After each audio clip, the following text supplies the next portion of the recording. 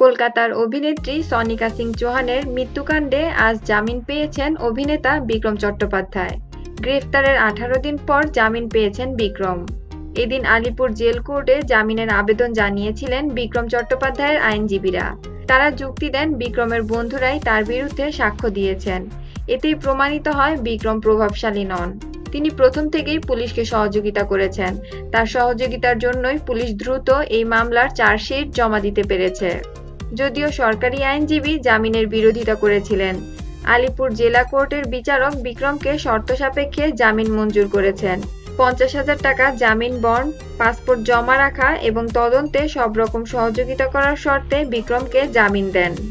এছাড়া টলিগঞ্জ থানার অনুমতি ছাড়া শহর ছেড়ে বেরোতে পারবেন না বিক্রম। বন্ধুরা, বিক্রম সম্পর্কিত আরও আপডেট নিউজ জানতে আমাদের চ্যানেলের সাথেই থাকুন।